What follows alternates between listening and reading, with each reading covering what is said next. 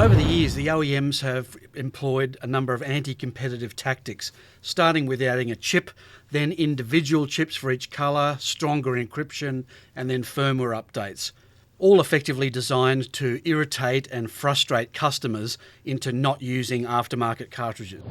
Brother inkjet printers have just launched another style of chip, this time with serial numbers. There are 5 styles of printers in the Brother range that take the LC432, that's what it's called in Australia. In the US it's called LC402 and the UK 422. And there are a further 8 printers that take the LC436 in Australia, LC406 it's called in the US, and in the UK it's called the LC426, that all have this new style chip to irritate and frustrate the aftermarket industry. There are 2 styles of chips, one with permanent memory and the other with interval memory. The permanent memory chips need a new serial number every time. So to make it easy, we'll just call those serial numbers A, B, C, D, E. If you install a cartridge with a serial number A chip, the printer will register and remember that number. If you then install another cartridge with a serial number A chip, the printer will reject it. You'll need to swap that cartridge or chip out for another serial number. We'll call that B. When cartridge B runs out, and if you install another A, it will be rejected. If you then take that out and installed it with a B, that will be rejected because it's already had A and B before and it's remembering those codes. You need to install a new cartridge with a different serial number, and we'll just call that C. So you can see that this printer has a permanent memory and it needs a new serial number every time. You can't use the same serial number twice in this printer. And as it goes on, you'll need a version D, E, F, G, anything different from what it's had before. The other style of chip is the interval memory type.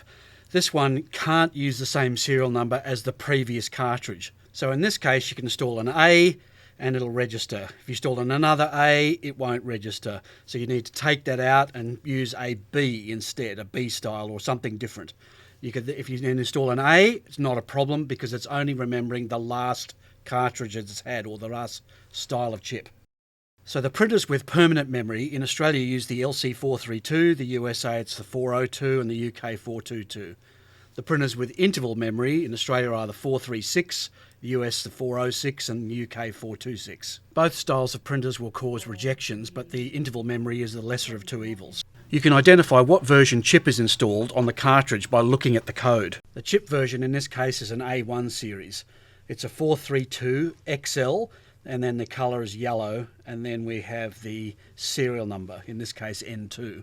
So this is a A1 N2 chip, and being that it's a printer that has permanent memory using the 432 cartridges, it could never have another A1 N2 installed. It could accept an A1 N1 or an A1 N3 chip.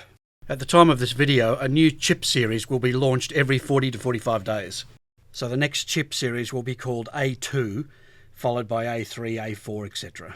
And in that A2 series, again, you'll have N1, N2, N3 version chips.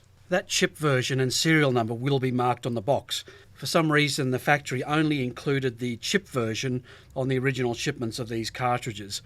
Both numbers are important to be able to track what's going to work in the customer's printer. So we've insisted that the factory include this information on the bottom of every box. I'm sure other people will copy this, but if your supplier doesn't copy it, insist that they start putting this information on their boxes. It's not good for the industry if some suppliers don't include this information on the bottom of the box and customers start getting rejections and therefore going back to OEMs. That's no good for any of us, so if your supplier's not doing it, force them to do it or change suppliers. So retailers need to ask their customers, have you used compatibles before? Have you used compatibles before? If you don't do this, there's a chance that the customer will put in a cartridge that's already had the same serial number, the printer will reject it, and the customer gets angry and frustrated. You have the ability to manage the situation and make sure the customer gets the correct working cartridge every time. Happy customers gives you repeat business. And even though this is another irritation caused by the OEMs, it is actually a double-edged sword because you can use this to your advantage because other retailers just won't be able to keep up. If you supply cartridges that work and other people supply them that don't work, you win the business. But you do need to be able to track what cartridges you're selling your customers. If you do get a rejection due to the serial number, the good news is you can actually put that cartridge into a different printer and it'll work fine, as long as it hasn't had that serial number before.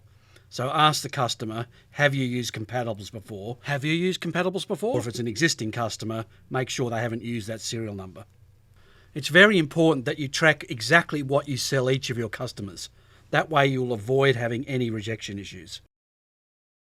Educate customers it's smarter to only buy cartridges from you. If they do go off and buy cartridges from someone else or buy something online, they might have rejections and then hopefully come back to you. You'll be able to manage their chip versions so they don't get rejections and continue to buy from you. And now I'll give you some selling tips from our point of view. At the time of this video, a new series of chips will be launched every 40 to 45 days. Each series have 2 serial numbers for colour, N1 and N2, and 3 serial numbers for black, N1, N2 and N3. Value packs contain either 4 N1s, 4 N2s, 3 N1 colours and an N3 black, or 3 N2 colours and an N3 black. The factory assumption is that people will not use more than 2 colours and 3 blacks per month. For permanent memory printers, there are some important points. Don't sell more than 2 colours from the same series, let's say A1 or A2 or A3, and obviously that includes the value packs. Web stores that like to sell sets of 5, there's a no-go. Turn your stock quickly. Order the newest series. Don't get caught with old stock on your shelf. If you are not the only supplier to a customer, assume that customers have used an older series before. And I'll finish with some common sense buying tips. Buy from a supplier that has a track record of keeping updated chips. Buy from a supplier that gets monthly shipments so they don't have old stock. Buy from a supplier that knows their stock and can support you properly. In Australia, there's only one supplier that consistently ticks all of those boxes.